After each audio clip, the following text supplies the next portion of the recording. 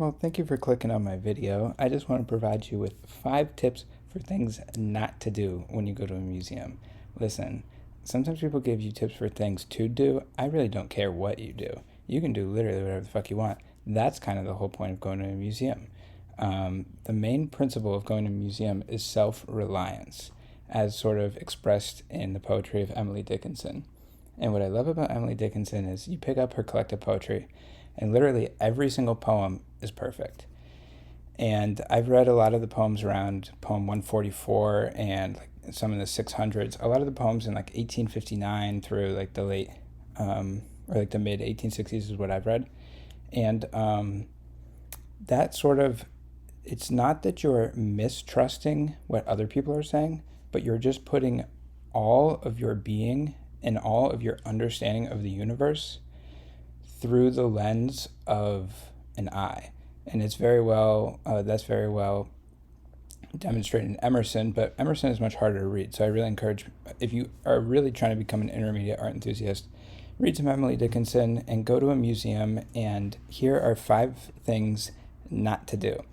And kind of related to that first one, I say don't read anything anyone says. So anytime you see any sort of like stanchion or label, except obviously like the name of the artist, what medium it is, and when it was painted. Those are the only things you need to know. But that really shouldn't be next to the art. I think what reading stuff in a museum does is it draws your attention away from using your eyes and your visual perception. And you really want to remove language from the experience of going to a museum. So that goes to my next point, number 2, don't talk. And what do I mean by that? I obviously don't mean be entirely silent, but think about going to a library. You just know that other people are reading and really focusing. And obviously, like I said in point 1, you don't want to be reading in a museum, but people are focusing and trying to achieve a sort of effect within themselves. And you talking about whatever your day or random shit, or even going up and like explaining a painting to someone, being like, this is what it's all about. It's like, I don't know, maybe be quiet and just look at it for like 20 minutes and then go get a cup of coffee and talk about it, in a cafe like a normal person.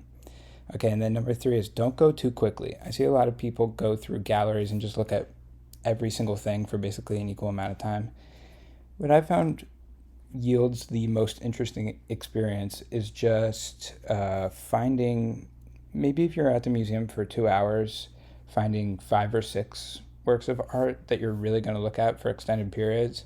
Split that up however you want, but in between that, just kind of look at whole rooms. Don't just go around and look at it. Go to like the center of the room, really get an understanding of what's going on in that room, because a lot of times curators do successfully create a kind of it's a shared effect. It's something that all the art kind of creates together, and you're just there. And a lot of times, a museum's a beautiful place. So just go to the middle of the room and really think about, okay, what's going on here? Where am I? Think about how privileged of an experience you're having.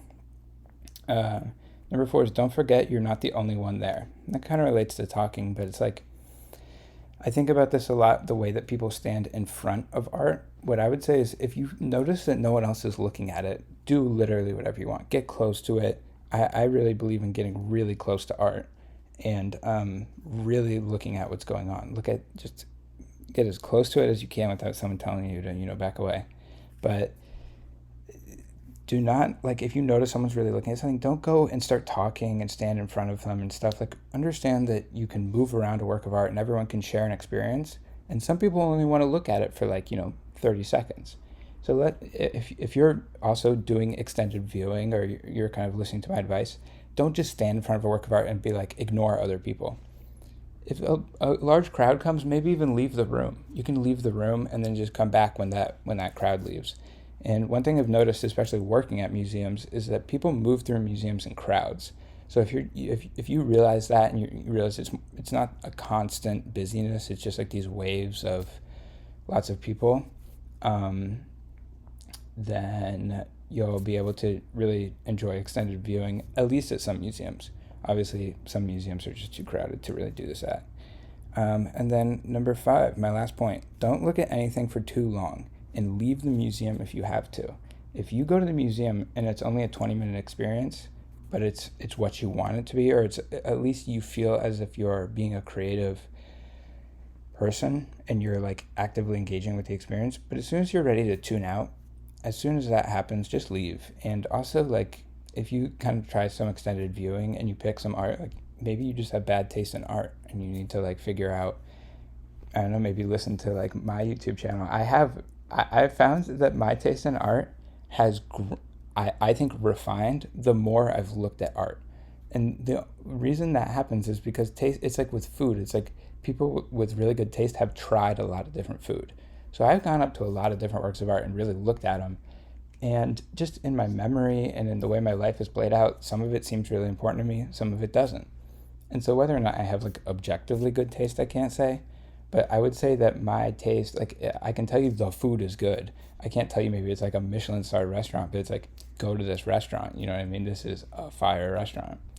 All right, and those are my 5 tips for things not to do. And why do I pose the exercise in that way? Well, I think sometimes it's more important what's not happening than it is what is happening. For example, whenever you're looking at art, you have to realize all the things that you could be doing. You could be at work. You could be fucking arguing with some moron on the subway. You could be doing fucking literally whatever. But you're at a museum, and it's a very privileged thing. And there's a line in Song of Myself where the speaker says something like, have you been proud enough to get at the meaning of poems? And that's a very interesting line because what is he saying there? Is being proud of something like getting at the meaning of poems a kind of like presumptuous or boastful thing to say? I don't think so. It's just that's your interior life. You're proud of whatever you're doing with your existence. So, same thing with museums. Don't look at art for some arbitrary reason.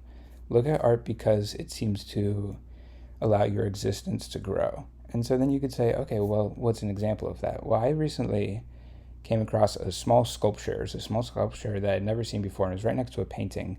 And both of these works of art were made by an artist named Alfred von Stuck or something. Strucker. I think he was Austrian or from Vienna or something. And I'm telling you, this combination of 2 works of art was just like, what became interesting is the longer I looked at it, the more I understand why the artist was thinking the way they were, and why the artist left things out, and why the artist was even working in the style that they were. Like, all these things are intelligible in art, but it doesn't immediately come across. And I would say one of the worst things you can do in an art museum, one final like bonus tip, is just don't go up to it and judge it. And it obviously is a work of art. Don't judge what's going on. And that's really hard. The first thing your brain is going to do is going to be judge it. You're going to be like, oh, this is good, this is bad. But try to not really trust that judgment. Try to say, wait, hold on. Why am I making that judgment? And then if you look at it for, 2 or 3 minutes and it's like you notice like maybe it's not well made. Like a lot of art, when you really look at it, especially contemporary art, it's like, okay, this is just like crap that you made. This isn't like a marble sculpture. And that's why people like looking at like ancient and Renaissance artists, because at least the artists were fucking trying. Like a lot of artists nowadays, it's like, dog, I don't know if you're trying hard enough. All right, and those are my 5 tips, and I hope they're helpful. All right, and have a great rest of your day. All right, sweet dreams.